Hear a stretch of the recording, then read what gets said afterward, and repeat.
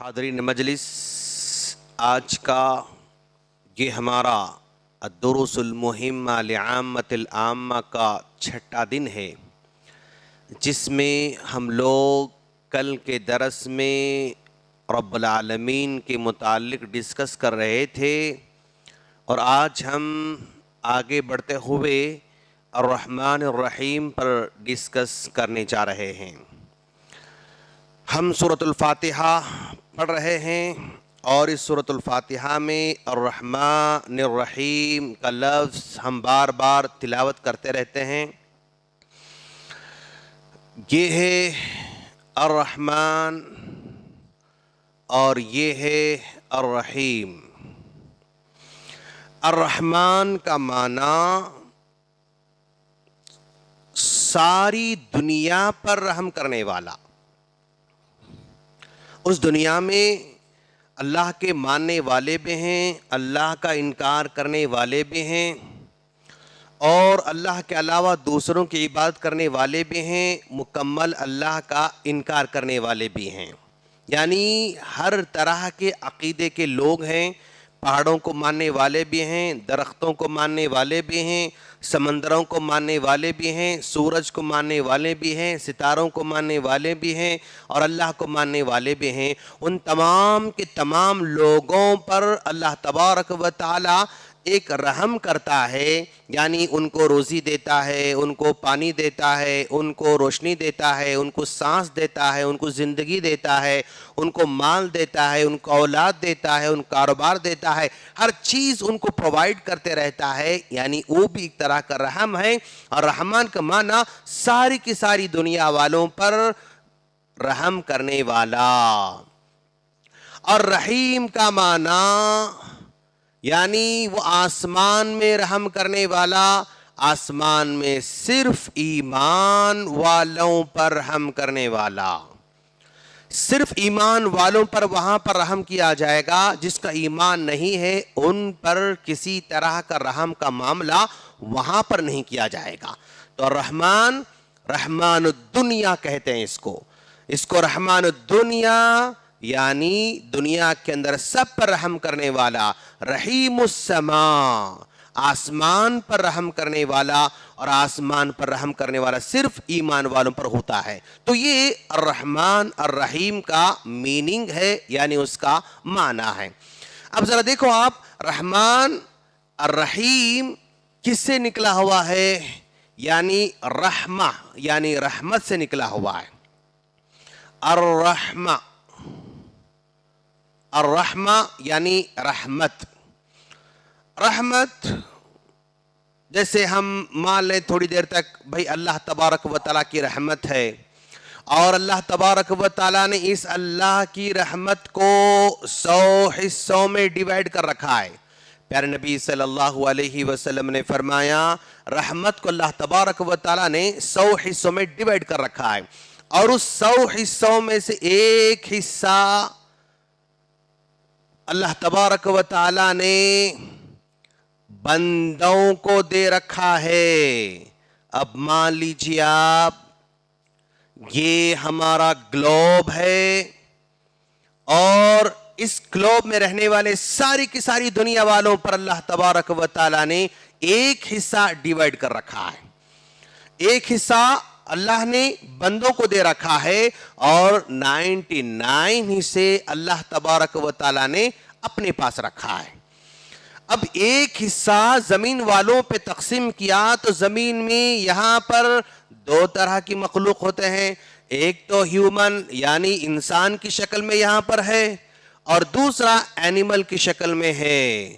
تو ان دونوں پر اللہ تبارک و تعالیٰ نے اپنی رحمت کو تقسیم کر رکھا ہے، اور 99 حصے اپنے پاس رکھا ہے، اور کل قیامت کے دن یہ 99 کا حصہ پورے کی پورے جو بھی لوگ مخلوق جو ہے اس کی مستحق ہوں گی، اس کے درمیان اللہ تبارک و تعالی رحم کا معاملہ کرنے والا ہے۔ 99 کا استعمال یہاں پر کرنے والا ہے، جبکہ ایک حصہ دنیا میں دیا تو ایک حصے سے لے کر دنیا میں جانور ہے، انسان ہے، کتنا رحم کرتے رہتے ہیں۔ جب انسان ایک جانور اتنا رحم کر سکتا ہے تو پھر اللہ تبارک و تعالیٰ کے پاس 99 کی شکل میں اس کا حصہ موجود ہے، تو وہاں پر بہت زیادہ انشاء رحم کا معاملہ کرے گا۔ اچھا، جب اللہ تبارک و تعالیٰ رحم کرنے والا ہے تو بھائی کیا صرف اللہ تبارک و تعالیٰ رحم کرنے والا ہے بلکہ ہم چھوڑ دیں گے؟ نہیں، بلکہ ہم کو بھی وہ صفت ہمیں اپنانا ہوگا۔ اللہ رحیم ہے، اللہ رحمان ہے، تو اس کا مطلب بندوں کو بھی رحیم بننا ہوگا، بندوں کو بھی رحمان بننا ہوگا، بندوں کو بھی رحم کرنے والا بننا ہوگا۔ جیسا کہ پیارے نبی صلی اللہ علیہ وسلم فرماتے ہیں، کیا فرماتے ہیں؟ الراحمون فی الارض یرحمہم الرحمن، جو بھی اس دھرتی پر رحم کرنے والے ہوں گے ان لوگوں پر رحمان رحم کرنے والا ہے۔ تو بندوں میں جو لوگ بھی رحم کرنے والے ہیں، جیسا کہ اللہ کے رسول صلی اللہ علیہ وسلم نے فرمایا، ایک عورت جنگل میں جا رہی تھی، جنگل میں جانے کے دوران اس عورت کو پیاس لگی اور اس نے جو ہے ایک کنواں ڈھونڈا اور اس کنویں کے اندر جو ہے جھانک کر دیکھا تو جو ہے اس میں اس کو پانی نظر آیا۔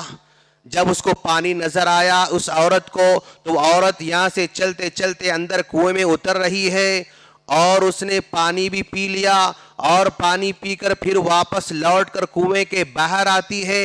باہر آ کر دیکھا تو وہاں پر ایک کتا جو ہے زمین کو چاٹ رہا ہے، تو اس عورت کو سمجھ میں آیا کہ بھئی یہ کتا پیاسا ہے، لہذا پھر واپس لوٹ کر عورت کنویں میں اترتی ہے، اور کنویں میں اترنے کے بعد اس کے پاس کوئی لوٹا نہیں تھا، کوئی بیگ نہیں تھا، اس نے اپنے جوتے کو اتارا اور جوتے میں پانی لیا اور پانی لے کر پھر واپس لوٹ کر آتی ہے اور اس کتے کو پانی پلاتی ہے۔ تو پیارے نبی صلی اللہ علیہ وسلم فرمایا اس عورت کو اللہ تبارک و تعالیٰ نے جنت میں داخل کر دیا، اس عورت کو جنت کا حقدار بنا دیا۔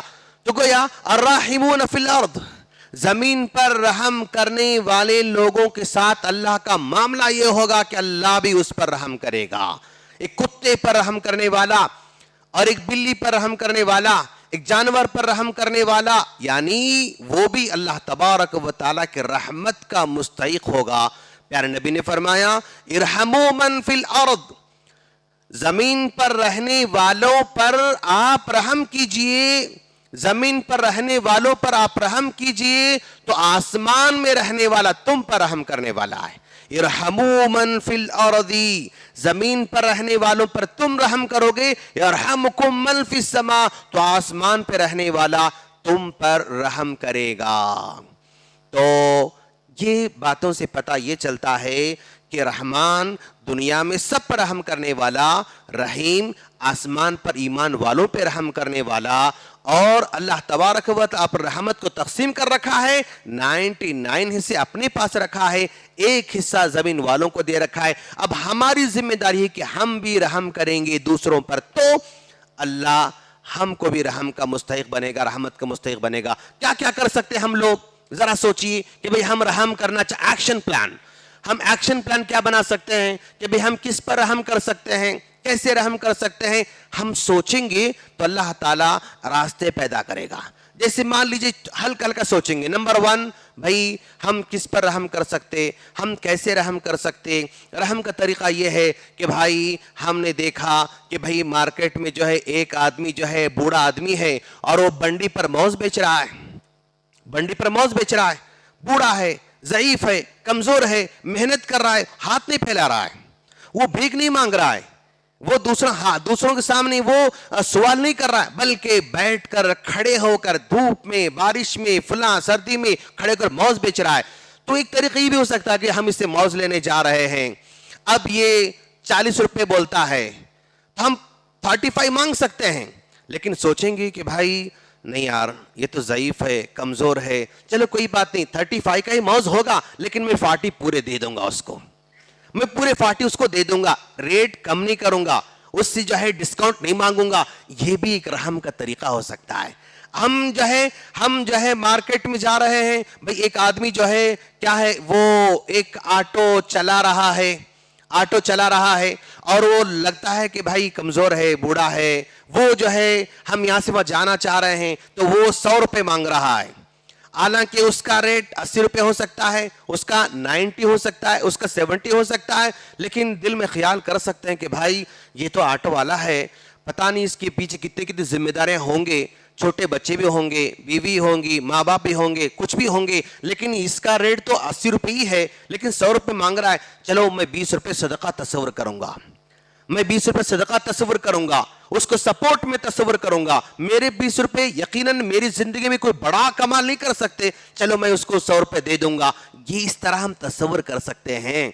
کسی کے ساتھ بھی، جو بھی معاشرے کے، سوسائٹی، کمیونٹی کے کمزور لوگ جو محنت کرتے رہتے ہیں، دوڑ دھوپ کرتے رہتے ہیں، وہاں پر ہم ان کے ساتھ اس طرح کا معاملہ بھی ہم کر سکتے ہیں، اس طرح کا جو ہے ہم سلوک بھی ہم کر سکتے ہیں۔ تو آپ اسی انداز کو رکھتے ہوئے آپ سوچئے کہ اور کیا ہو سکتے ہیں، 4 کیا ہو سکتا ہے، 5 کیا ہو سکتا ہے، 6 کیا ہو سکتا ہے۔